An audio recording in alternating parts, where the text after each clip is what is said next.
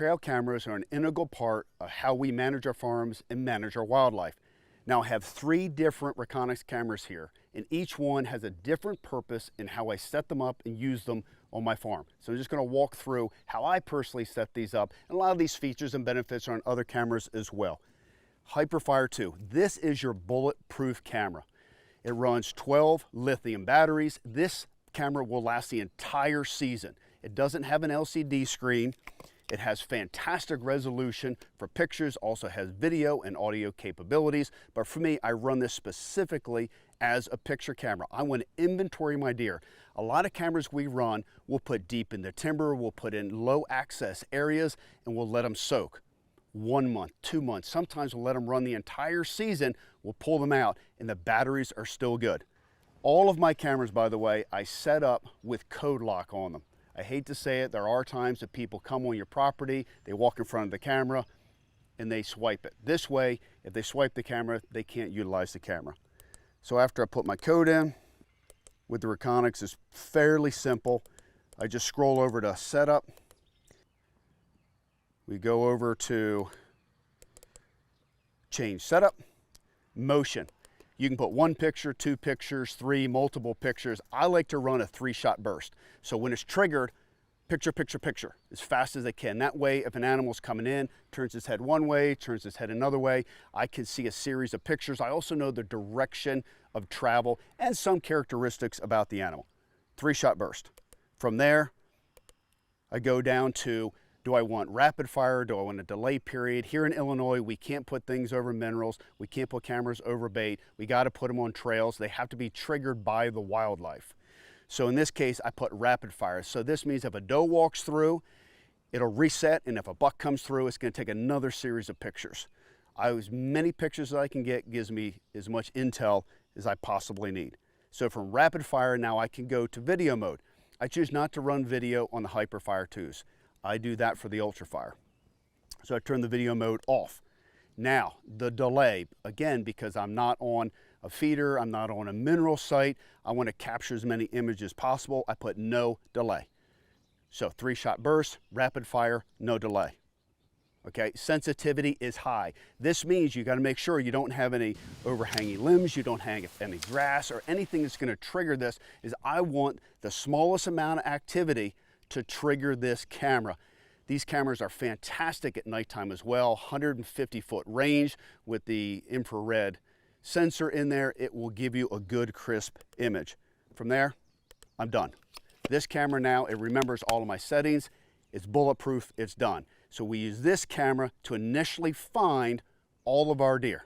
So this is how I deploy, like on a new river farm, virtually all the cameras we have here, we're gonna put out, let them soak for a long period of time. From there, we move to the Ultrafire. The 2 main purposes of going to the Ultrafire, so it does have an LCD screen. I can view my pictures on this camera. So I like to run video mode on the Ultrafire. Pictures, video. Now I can do, again, video on both of them. I can do pictures on both of them. This is just how I choose to do it because the resolution, the audio on the Ultrafire for video is absolutely incredible. Now I can determine the age of the deer. I can determine, the antler characteristics. I can look at the personality. Are they timid? Are they more aggressive? And you start gaining all of that video information, you can start building a profile on your deer herd. So that's one of the reasons I like the Ultrafire. The other reason, brand new farm, I want to set up time-lapse mode. So I can go over here to time-lapse. It's pretty easy to set up. Scroll down. By the way, these drop-down menus are super easy to see on this LTD screen. So I click time-lapse, I move it to on.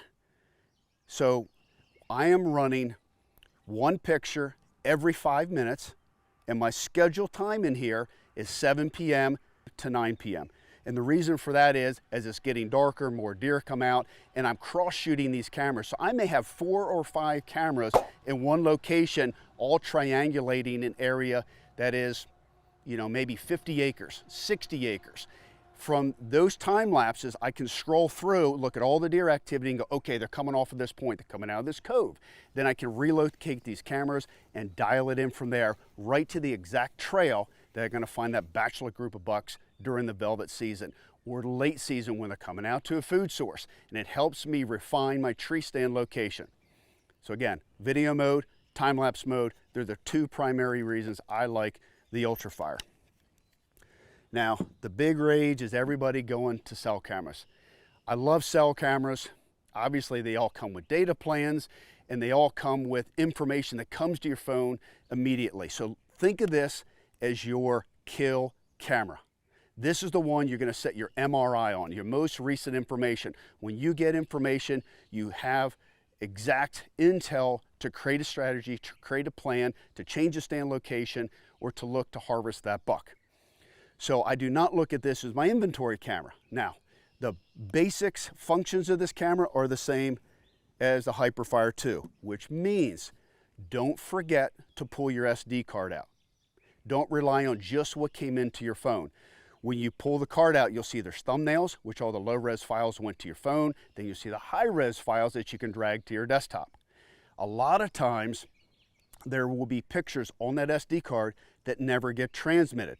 It's because they're in a bad cellular area, or in the case of the Reconyx cameras here, they have a priority setting that prioritizes the picture instead of sending the actual cellular picture. And what I mean by that is that the cellular mode is triggered and is sending the picture and an animal walks in front of it, it stops the cell signal and it immediately captures the image of the deer that just walked in front of this camera. So, 3 cameras, 3 purposes. Okay, we find them, we inventory them, this is how we harvest them. 3 specific purposes. I'm not using my cellular cameras right now. These I'll deploy in the hunt season. I start my season off with the Hyperfire 2s, and then I put the Ultrafires on my field edge. I walk into the strategy until I can dial it in. And then obviously we're running solar panels on any established cameras there, so I don't have to continue to replace my batteries.